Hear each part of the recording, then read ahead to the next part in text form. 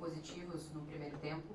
Deu pra ver muito o posicionamento do Jean Lucas, o tempo inteiro ali chamando ele e para manter o posicionamento dele, tanto que no primeiro tempo teve uma bola com um risco muito maior, né? Ele conseguiu ali furar a defesa colorada. E aí o Biel entra no segundo tempo para dar mais velocidade. Só que durou menos de um minuto, né? Logo em seguida o time toma um gol. E aí eu queria te ouvir principalmente sobre esse menos de um minuto, assim. Foi realmente muito rápida a reação do Inter e queria te ouvir sobre o que tu consegue tirar de proveito, digamos assim, para a próxima partida contra o Fluminense em casa. Obrigada. Boa noite. Primeiro que o jogo estava um jogo muito truncado, difícil. Não foi um jogo com tantas oportunidades de gols, assim, até o momento que nós fizemos o gol, a gente sofreu, acho que perto do minuto 70, por aí foi o gol. E a gente podia ter tentado ao menos segurar minimamente para o torcedor começar a cobrar um pouco mais o time, deixar um pouco mais nervoso. Infelizmente nós estávamos ainda comemorando o gol, sai um lateral e tomar um gol de lateral da maneira como foi é complicado. E aí acontece o reverso, né? Porque o torcedor começa a cantar e incentivar e o time adversário sempre tende a crescer nesses momentos. Então tomamos 2 gols de bola parada, de um lateral e uma bola de segundo pau que nós sabíamos que é onde os escanteios eram batidos. O que fica é que a gente tem que ter mais maturidade para depois que consegue a vantagem fora de casa, né? Colocar o adversário numa situação mais difícil por mais tempo, né? Deixar eles numa situação mais complicada. Eles reagiram, acho que, sei lá, o tempo que demorou, metade do tempo foi na comemoração, a bola saiu, lateral e gol. Uma falta de atenção. Acho que nossa, tomar o gol, logicamente, de um time como o Inter, não é uma coisa, é um time que tem qualidade para criar. Mas de um lateral assim, aí foge um pouco do padrão da gente. Boa noite, Rogério. Eu queria que você falasse a respeito da escalação, primeiramente de escolher e começar com o Rezende no meio e com o Oscar no ataque ao lado do Tassiano, e depois a mudança no intervalo, porque a saída do Oscar para a entrada do Cauli. Bom, nós colocamos o Oscar hoje para ter um peso a mais na área, um jogador que chegasse um pouco mais. Nós tínhamos Juba por um lado, Arias pelo outro, tentando alternar quem chegava no fundo. O Cauli jogou os últimos 2 jogos, estava um pouco cansado, ele não aguentaria jogar o jogo todo, então eu preferi botar uma referência no ataque, tentar criar com o Rezende um pouquinho mais, dando um pouco mais de consistência defensiva, com o Caio, com o Jean e com o Everton. Achei que era o suficiente para a gente ter essa posse de bola, e aí ter Tassiano e Oscar para atacar mais a área. Infelizmente nós não conseguimos produzir tão bem. Eu achava que 45 para o Cauli ele conseguiria jogar esse jogo e o próximo contra o Fluminense, também era a minha preocupação, para dar o que faltou para a gente no primeiro tempo, que é controlar um pouco o jogo, porque nós não conseguimos trocar 6, 7 passes, raro foram as vezes que nós trocamos, e a nossa característica é de jogar trocando passes. Se você não tem condições de ficar com a bola, aí o time ele começa a ficar inviável, né, com os jogadores, com as peças que ele tem. Então nós tentamos fazer com que o Cauli conseguisse ter um pouco mais de posse de bola para a gente construir. Depois, com a entrada do Biel, ter um pouco mais de velocidade e trazer o Jean Lucas para a posição mais de origem dele, que é aquele terceiro homem, né, o segundo homem do lado do Rezende, Jean Lucas e Everton Ribeiro. E até que saiu a situação de gol com o Biel, numa puxada de contra-ataque. Mas é o que eu falei, não tivemos nem o sabor de ficar. Se a gente fica um pouquinho mais no jogo, sem o Inter fizesse o gol, acho que começariam cobranças, o que é normal a gente conhece, jogando fora de casa. Mas nós não conseguimos ter esse sabor de ficar um pouco mais à frente. E olha que o jogo já estava se encaminhando para o terço final. E aí o Inter cresceu no jogo e conseguiu fazer seu segundo gol. Rogério, boa noite. Mas com relação ao Rezende, eu queria dar mais consistência defensiva com o Oscar, mais uma profundidade maior no ataque. E nós não tivemos a bola da maneira como eu esperava, apesar de ter sido bem dividido o posse de bola, mas não tivemos como eu esperava no primeiro tempo. Desculpa. Rogério, boa noite. Em relação ao time, não consegui segurar essas vantagens, né? Contra o Vitória o time fez 2-1, mas quando teve a vantagem, um jogador a mais, foi o pior momento do time na partida. No Barradão tinha 2-0 na vantagem, não conseguiu segurar. E hoje toma uma virada, um momento ali de, como você falou, em relação à desatenção do time em campo. Fora que no segundo gol, a bola aérea, né? O Bahia é o time da Série A que mais toma gols aéreos, são 16, se eu não me engano, é o primeiro de todos os times da Série A em relação a esse quesito. E mais uma vez, você termina o jogo de hoje com uma substituição ainda a ser feita. Queria que você resumisse em relação a esses tópicos, né?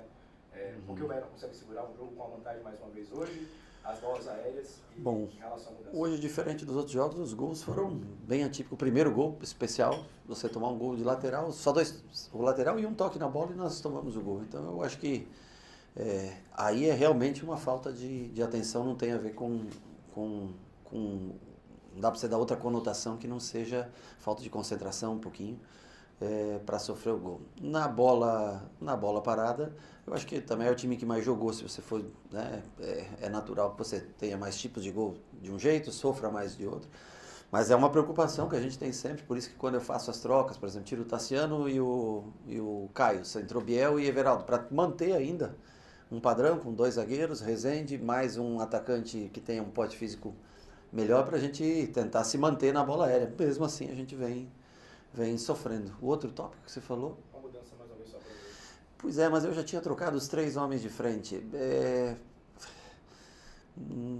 Se a gente se abre mais do que aquilo, eu acho que era mais fácil de tomar um terceiro gol até do que fazer. Então acho que a gente trocou, os 3 homens de frente estavam mais inteiros no jogo. O Depenha entra no lugar do Everton, quando o Everton baixa um pouco a intensidade. E eu acho que mais do que isso à frente, o time já cansado no meio campo, os contra-ataques poderiam ser fatais. Eu acho que a gente se manteve no jogo até o final, tivemos a chance com o Everaldo, aliás, faltando acho que 1 minuto para acabar o jogo ali.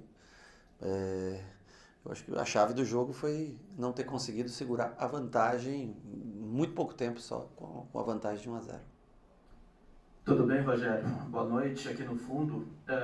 Você já falou muitas questões do jogo, mas é sempre bom te ouvir, porque você foi um dos grandes goleiros da história do futebol brasileiro, fez história no São Paulo, um técnico que está construindo também uma carreira no futebol importante. E eu queria uma avaliação sua sobre o adversário hoje aqui, o Internacional, um time que vem também numa pressão recente, perdeu uma semifinal de estadual para o Juventude. E esse Inter que você enfrentou aqui, ele é um candidato a título brasileiro ou vai beliscar uma Libertadores? Eu queria que você falasse. Aí é difícil, eu tenho que primeiro saber, nós, né, me preocupar com o Bahia, aonde a gente pode chegar. Eu acho que o Inter foi competitivo, foi um jogo, acho que relativamente parelho em quase todas as situações. O Inter aproveitou melhor no momento que nós desconcentramos. Mas eu acho que, por tradição, por tudo, sem dúvida nenhuma, o Internacional tem condições de brigar lá em cima na tabela, assim como nós também temos condições de fazer um campeonato bem melhor do que foi no ano passado. Rogério, mais perguntar específico sobre o Depena, né? Que foi a última contratação, agora veio nessa janela por conta dos estaduais e hoje fez a sua estreia aqui. Fez meio que um bate-volta, né? A gente comentava aqui. Queria te perguntar sobre qual a tua intenção de como utilizar ele dentro do time. Deu pra ver que hoje teve uma substituição bem mais com o Everton Ribeiro ali no meio de campo, né? Mas o Depena também, em dado momento aqui no Beira-Rio, foi utilizado como lateral também esquerdo. Não é a posição que ele mais curte, digamos assim, mas que atualmente dentro do Bahia é a posição que tem mais déficit. Qual é a tua intenção de utilizar o Depena daqui pra frente? Minha intenção é utilizá-lo no meio campo, na função de... Especialmente, acho que o Everton, ele tem bastante características de controle de jogo, bom passe, é um jogador que sabe transitar bem ali no meio, tem ajuda, né, na marcação, ora no lugar do Gianluca, se precisar, enfim, é um jogador de meio campo que para mim não veio para ser utilizado de lateral esquerdo, não acho que ele tem as valências necessárias para atuar nessa posição. Jogador de meio, já atuou inclusive à frente, mais aberto à esquerda, né, também já vi ele atuar. Mas a minha intenção é utilizar mais no meio campo. Rogério, falando do sistema defensivo, você tinha dito lá no Bavi de tomar um gol com a linha de 5 quando você toma aquela virada. Hoje você falou mais uma vez de uma falta de atenção. Mas dá para dizer como corrigir isso, se é peça, mudança de peça? Porque até na questão de falar de treinamento, o tempo tem sido bem curto. Mas como resolver isso? Porque o torcedor ele escolhe alguns, você sabe disso, né, para criticar mais ali, só que o Bahia segue dessa forma, decepcionando o torcedor.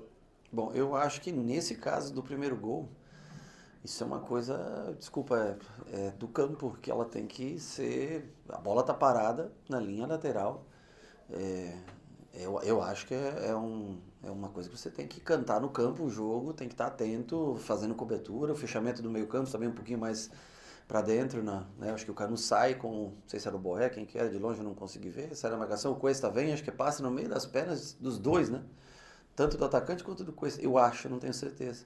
E aí acho que é o Wesley que entra para fazer, para bater, de longe não dá para ver direito, o Juba perde o timezinho da bola um pouquinho, aquele segundo que ele sai à frente. E eu acho também que passa no meio da perna do Marco, na hora que ele sai fechando o ângulo, que é uma bola rápida, distância curta, né? Então eu acho que foi uma série de erros que essa situação ela tem que ser aqui dentro do campo cantada, falada. Eu acho que isso é mais nesse sentido do que uma correção, um treinamento específico para isso. Acho que explica melhor, acho que falar mais dentro do campo, se comunicar mais, gritar, avisar e não tomar gols desse tipo. Valeu?